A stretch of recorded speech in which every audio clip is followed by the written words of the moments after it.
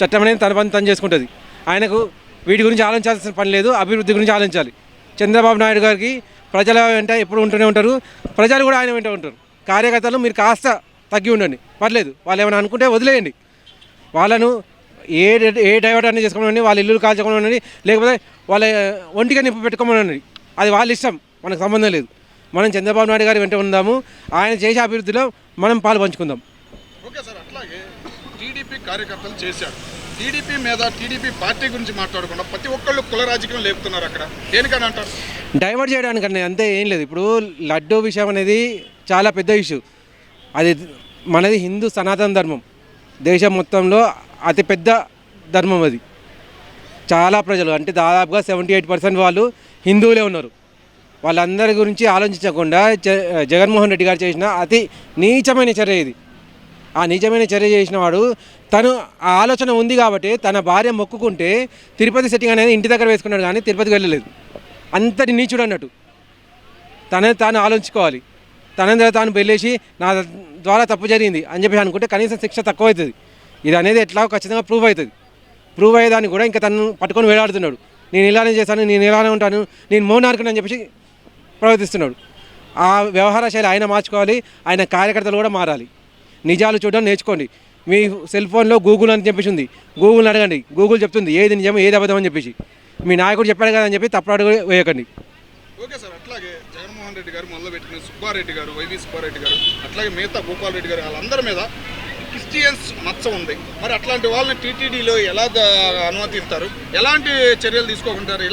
ఇప్పుడు first of all ఇది కేంద్రం నుంచి ఒక రూల్ రావాలండి. ఇంతకుముందుకు ఏంటంటే కాంగ్రెస్ హయాంలో ఉన్నప్పుడు వాళ్ళు హిందువులను అనగదొక్కుదాం అనే చర్యలోనే ఎన్నో సెక్షన్స్ మార్చారు. అంబేద్కర్ గారు క్లియర్గా నేను ఈ సెక్షన్స్ అనేది ఒప్పుకోను, నేను బతుకున్నంత వరకు ఇది జరగదు అని అంటే ఆయన పార్టీ నుంచి సస్పెండ్ చేశారు. పార్టీ నుంచి సస్పెండ్ చేశాక ఆయన సొంతంగా పోటీ చేయాలనుకున్నారు. పోటీ చేయాలనుకుంటే నెహ్రూ గారు కావాలని చెప్పేసి వాళ్ళ ఇంటి పని మనిషిని పెట్టారు. అది ఏం చేసినా కానీ ఆయన ఖచ్చితంగా ఓడించాలని చెప్పి ఓడగొట్టారు. ఆయన అంబేద్కర్ గారి దారిలో నడిచే వాళ్ళు ఎవరు కూడా కాంగ్రెస్ దారిలో అయితే ఖచ్చితంగా వెళ్ళరు. వైఎస్ఆర్సీపీని కూడా నమ్మరు. దళితులు కానివ్వండి, ఇంకెవరైనా కానివ్వండి, మీరందరూ కూడా హిందువుల కిందకే వస్తారండి. ఈ మాట గుర్తుపెట్టుకోండి. ఎవరైనా అనొచ్చు మీరు దళితులు మిమ్మల్ని అనగదొక్కుతున్నారు అని చెప్పి. ఇక్కడ హిందువులకు ఎటువంటి పార్షియాలిటీ లేదు. హిందువులందరూ ఒకటే.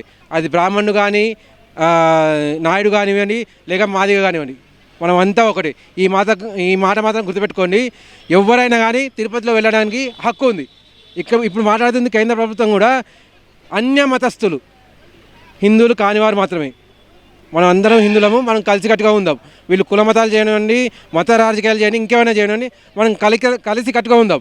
కలిసికట్టుగా వైఎస్ఆర్సీపీ జగన్కు బుద్ధి చెబుతాం. ఓకే సార్, అట్లాగే కుల రాజకీయాలకి, కులం తక్కువ వాళ్ళకి తెలుగుదేశం పార్టీయే పైకి తీసుకొచ్చింది, కానీ అలాంటి పార్టీ మీదే కుల రాజకీయాలు వేస్తున్నారు. వాళ్ళకేం చెబుతారు?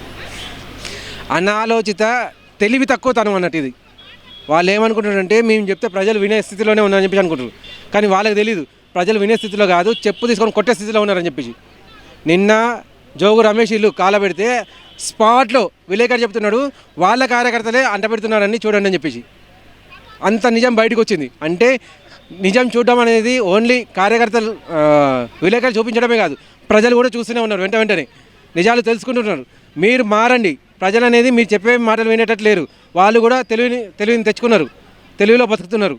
మీరు మారకపోతే రేపు పొద్దున 11 అనేది కూడా మిగలదు మీకు. ఓకే సార్, అట్లాగే పోలీస్ శాఖలో చాలా తక్కువ మంది ఉన్నారు. ఇలాంటి అల్లర్లు జరిగితే వాళ్ళు కంట్రోల్ చేయలేకపోతున్నారు. వాళ్ళని ఏమైనా పెంచే ఆలోచన చంద్రబాబు నాయుడు గారు చేస్తారని అంటారు. ఖచ్చితంగా ఖచ్చితంగా పెంచాలి. డిప్యూటీ సీఎం చంద్రబాబు నాయుడు గారు అంటే కాస్త సాఫ్ట్వేర్ అండి. ఈ పని చేయాలంటే డిప్యూటీ సీఎం పవన్ కళ్యాణ్ గారే చేయాలి. పోలీస్ శాఖను పటిష్టం చేయాలి. ప్లస్ వాళ్ళకు కొన్ని హక్కులు అనేటివి ఖచ్చితంగా కల్పించాలి. స్పెషల్గా ఆయనకు తెలుసు ఏ హక్కులు అనేటివి. ఆ హక్కులు కనుక కల్పిస్తే ఖచ్చితంగా ఇక్కడ కూడా యూపీ రాజ్యం వస్తుంది. ఒక హిందూ అనేడు తలెత్తుకొని బతకగలుగుతాడు. ఇప్పుడు మత మార్పిడి అనేది చాలా ఎక్కువ జరుగుతున్నాయి. వాళ్ళు అధికారంలో ఉన్నప్పుడు మత మార్పిడి చాలా జరిగినాయి, ఇప్పుడు కూడా ఆగట్లేదు అవి. పవన్ కళ్యాణ్ గారు మీరు ఇంకాస్త శ్రద్ధ తీసుకొని పోలీసులకు కొన్ని హక్కులు ఇవ్వండి, వారు మా హిందువులను రక్షిస్తారు. థ్యాంక్ యూ అండి. లడ్డూ కల్తీ విషయంలో 60 ఛార్జ్షీట్లో ఎటువంటి కల్తీ లేదని ఒక ఛార్జ్షీట్ వచ్చింది. ఆ ఛార్జ్షీట్ వచ్చిన తర్వాత కల్తీ నెయ్యి లేదని చెప్పి వీళ్ళు చెప్పేసినారు. ఆల్రెడీ కౌంటర్ మొదలైంది. కల్తీ నెయ్యి లేదు, ఎటువంటి పరిస్థితిలో దీంట్లో కల్తీ నెయ్యి లేదని చెప్పి ఛార్జ్షీట్ వచ్చింది. అందరూ కూడా ఫస్ట్ జంతుకోవ్ అనింది వాళ్ళే, ఎనిమల్ ఫ్యాక్ట్ అనింది పవన్ కళ్యాణే, పందికోవ్ అనింది వాళ్ళే, చంద్రబాబు నాయుడు అందరూ విష ప్రచారం చేసినారు. ఈరోజు దాన్ని ట్రాఫిక్ డైవర్ట్ చేసేందుకు దీంట్లో కొవ్వే లేదు, నూక నెయ్యి తీసుకొచ్చామంటారు. అసలు 60 పేజీ ఛార్జ్ షీట్లో కల్తీ లేదు నెయ్యిలో.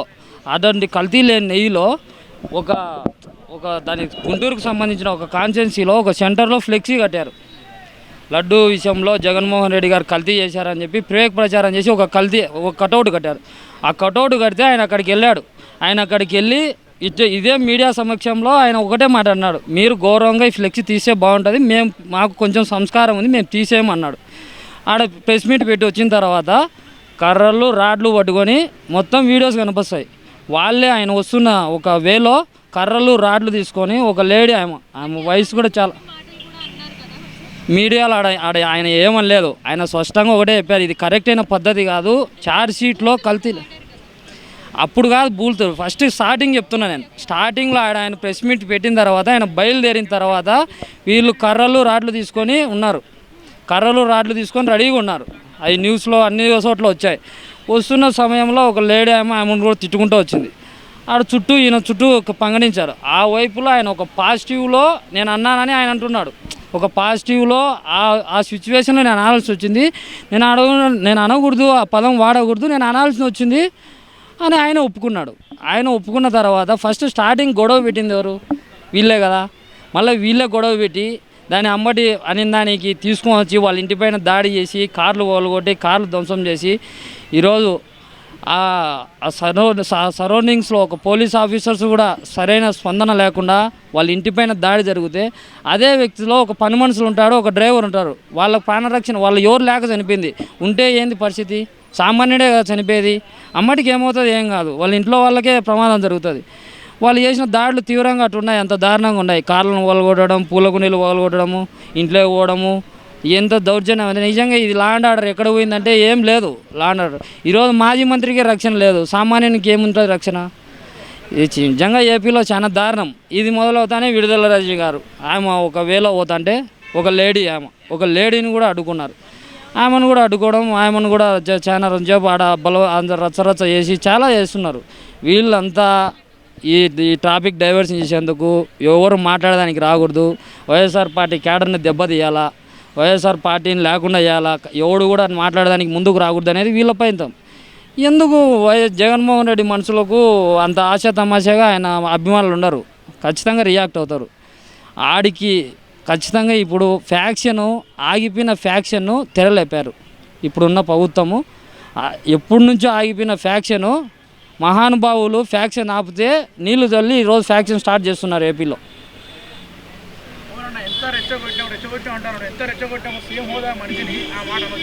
ఆ మాట అనకూడదని ఆయన అన్నాడు కదా, ఆయన అన్నాడు కదా, నేను అనకూడదు అని ఉండకూడదు. ఆ మాట నా చుట్టూ వెంబడించారు, ఆ పాజిటివ్లో నేను అన్నాను. ఆయన కూడా తిట్టారు కదా, ఇది బూతులు వాడారు, ఆమె లేడీ వాడారు కదా. మహిళా కార్యకర్తను తిట్టాడు అన్నాడు. మహిళా కార్యకర్త వీడియో బయటకు వచ్చింది. ఏమని? ముందు రాంబాబు గారు అన్నాకే మహిళా కార్యకర్త తిట్టిందని మాట మార్చేశారు రాంబాబు గారు. ఆ చుట్టూ సరౌండింగ్స్లో ఆయన ఒకటే మాట అన్నాడు, నా గురించి ఆయన ఒక్క కారులో ఉండగా చుట్టూ కార్యకర్తల మీద దాడికి వస్తే ఆయన ఒక పాజిటివ్ నేను అనాల్సింది వచ్చింది అన్నారు. దాన్ని వీళ్ళు ఏదేదో చేసి చంద్రబాబు నాయుడు ఎందుకు అన్నాడు?